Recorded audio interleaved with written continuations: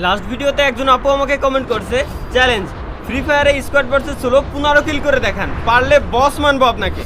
আপু আপনার চ্যালেঞ্জ তো আমি অ্যাকসেপ্ট করে নিলাম, কিন্তু তার আগে একটা কথা হচ্ছে, আপনি মনে হয় আমার নতুন সাবস্ক্রাইবার, আপনি মনে হয় আমার আগের এই গেম প্লে গুলো দেখেন নাই। আপনি মনে হয় ভাবছেন যে আমি খালি মরে মরে ভিডিও বানাই বিদায় squad versus solo game play করতে পারবো না। বাট আজকে আমি যেহেতু আপনার চ্যালেঞ্জটা অ্যাকসেপ্ট করছি, সুতরাং 15 না এর বেশি কিলো আমি আপনার করে দেখাবো 100%। আশা করি আপু এই ভিডিওটাও আপনি 100% দেখতেছেন। আর সুতরাং আমি আপনার একটা কথাই করতে পারি, সেটা হচ্ছে কি আপনি খাতা নিয়ে বসেন, কলম নিয়ে বসেন এবং নোট করতে থাকেন যে কয়টা কিল করি। দেখেন আপনার সাথে কথা করতে করতে অলরেডি কিন্তু একটা কিল আমি করেই ফেলাইছি। যাক, ভিডিও চলাকালীন আমি আপনাদের সাথে একটা কথা শেয়ার করি। আজকে সকালবেলা ঘুমেতে ওঠার পরে আমার আব্বা আমারে কইছে কি, আব্বা তুই কিরম নিয়ে বিয়ে করতে চাস? এখন তো বিয়ের বয়স হয়ে গেছে, স্বাভাবিক এটা জিজ্ঞেস করায়। আমি কইছি কি, আব্বা আমি সুন্দর ভদ্র আর বুদ্ধিমতী একটা মায়ে বিয়ে করতে চাই। তখন আমার আব্বা নগদে কয়ে উঠলো, বুঝতে পারছি তুই 3টে বউ চাস, তাই না?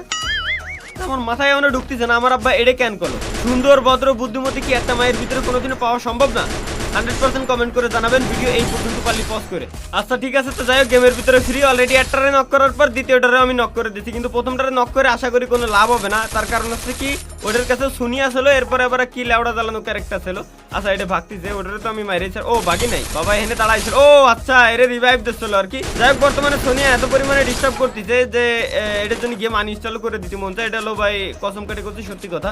সোনিয়া যদি নেক্সট সিজনেও থাকে তাহলে ভাই ফ্রি ফায়ার আমাদের আর খেলা সম্ভব না। সাদিয়া আপু আপনি কি নোট করতেছেন? আপনি কি দেখছেন কিলের দিক তাকায় কিল কটা হয়েছে? আপনি নোট করে রাখেন প্লিজ। 4টা কিল ডান। এই যে এক বাবুর নেট নাই, 5টা কিল ডান, 5টা কিল করা শেষ। এখন আপনি নোট করে রাখেন টোটাল 5টা কিল হয়েছে, আর কিল দরকার মাত্র 10টা আপনার চ্যালেঞ্জ পূরণ করতে পারলি। আর আমি যদি আপনার চ্যালেঞ্জ পূরণ করে দিতে পারি, গাইস প্লিজ সবাই সাবস্ক্রাইব করে দেবেন। সামনেরটা এনিমি, এইটারও নক করে দিলাম।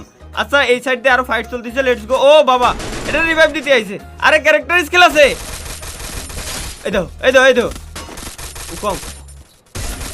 আরে বাবা, মানে গেরিনা চাই না যে ইনেমিরা মরুক, গেরিনা চাই না যে কোনোদিনও কি কথা এগুলোর কিচ্ছু কর না। আচ্ছা পিছনের দিক তাকায় মেডিকেটটা করে নি, সামনের দিকে তাকানো যাবে না, কারণ সামনের দিকে তাকায় লাভ নেই। সামনের দিকে আমি ফুল ব্যাকআপে আছি, জাস্ট পিছন দিকটা একটু খেয়াল রাখতে হবে।